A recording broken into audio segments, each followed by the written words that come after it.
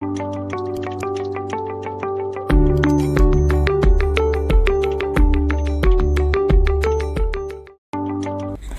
ফ্ৰেণ্ডসকল, কেনেকুৱা আছে? নিশ্চয় ভালে আছে আপোনালোকে। তো বহুত দিন পিছত আত্মনিৰ্ভৰশীল অসম অভিযানৰ এটা ভিডিঅ' লৈ আহিছোঁ। চিফ মিনিষ্টাৰ ছাৰে কোৱা মতে যে অহা ডিচেম্বৰ মাহতে এই 2 লাখ টকাৰ আঁচনিটো যিটো মানে প্ৰথম কিস্তি 1 লাখ টকা, তো ডিচেম্বৰ মাহতে টকাটো দিব। আপোনালোকে সকলোৱে নিশ্চয় ভিডিঅ'টো চাইছে। CM ছাৰে নিজে কৈছিল ফেচবুকৰ জৰিয়তে লাইভত অহা ডিচেম্বৰ মাহত যিটো আত্মনিৰ্ভৰশীল আঁচনি, যিটো 2 লাখ টকা আঁচনি, তাৰে 1 লাখ টকা আপোনালোকে লাভ কৰিব ফাৰ্ষ্ট কিস্তি হিচাপে ডিচেম্বৰ মাহত। তো ফ্ৰেণ্ডসকল, কথাটো হ'ল যে কিছুমানে কৈছে যে দাদা ডিচেম্বৰত কি গুৱাহাটীত গৈ তাতে টকাটো ল'ব লাগিব নেকি, গুৱাহাটীত যাব লাগিব নেকি তাতে চেকটো ল'ব বাবে?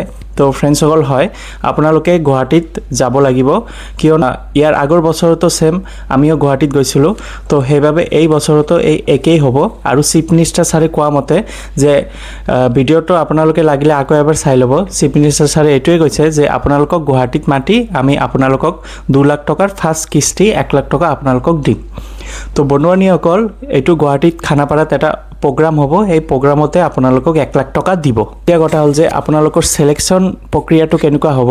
তো চাওক, এতিয়ালৈকে কোনো ধৰণৰ ছিলেকশ্যন ৰিজাল্ট বা মেৰিট লিষ্ট কোনো ধৰণৰ এতিয়ালৈকে অফিচিয়েল আপডেট অহা নাই। তো এতিয়ালৈকে ক'ব নোৱাৰি যে কোনে কোনে ছিলেকশ্যন হ'ব, কোনে কোনে নহ'ব, বা কেনে ধৰণৰ ছিলেকশ্যন প্ৰক্ৰিয়া হ'ব।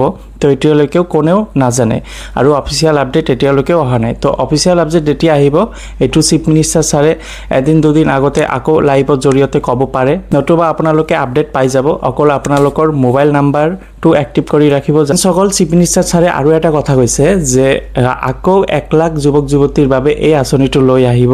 ইয়াৰ পিছৰ বছৰ ধৰি লওক 2026ত এপ্লাই কৰিব পাৰিব চাগে। তো এনেকুৱা টাইপৰ কোনো আপডেট কোৱা নাই, কিন্তু অকল এইটোৱে কৈছে যে আকৌ 1 লাখ যুৱতীয়ে এপ্লাই কৰিব পাৰিব, নতুন বিজ্ঞাপন ওলাই দিব যাতে আপোনালোকে আকৌ এপ্লাই কৰিব পাৰে। বোলে এই বছৰ ছিলেকশ্যন যদি নহয়, সিহঁতে আকৌ এপ্লাই কৰিব পাৰিব, আৰু যিসকলে এপ্লাই কৰা নাই সিহঁতেও এপ্লাই কৰিব পাৰিব। তো পৰ্টেলটো খুলি দিয়া হ'ব, যিটো CM-TPLA 2.0 পৰিৱৰ্তে CM-TPLA 3.0 হ'ব। কাৰণ নতুনকৈ আকৌ যদি পৰ্টেল খুলি দিয়ে, বৰ্তমান এইটো 2.0 চলি আছে, ইয়াৰ পিছত হ'ব 3.0 আঁচনি CM-TPLA। তো বিজ্ঞাপন প্ৰকাশ কৰি দিব, হয়তো 2026ত হ'ব পাৰে। এনেকুৱা টাইপৰ মানে অফিচিয়েল আপডেট অহা নাই, কিন্তু চিফ মিনিষ্টাৰ ছাৰে কোৱা মতে যে আকৌ 1 লাখ যুৱতীৰ বাবে এই CM-TPLA 3.0 আকৌ পৰ্টেল খুলি দিম, যাতে আপোনালোকে আকৌ এপ্লাই কৰিব পাৰে, আকৌ ইণ্টাৰভিউ হ'ব। তো 75,000 যুৱক যুৱতী ছিলেকশ্যন কৰিব, এইটোৱে কৈছে চিফ মিনিষ্টাৰ ছাৰে।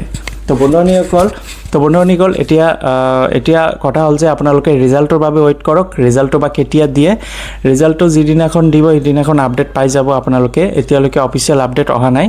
তো ৰিজাল্টৰ ধৰি লওক যদি ডিচেম্বৰ টকাটো দিয়ে, তাৰ কেইদিনমান আগতে আপোনালোকে ৰিজাল্ট চাগে পাব। তো ফ্ৰেণ্ডসকল, আজি এইখিনি ভিডিঅ' আছিল। যদি ভিডিঅ'টো ভাল লাগে লাইক কৰি দিব আৰু নিজৰ বন্ধু বান্ধৱীসকলক শ্বেয়াৰ কৰি দিব। ধন্যবাদ।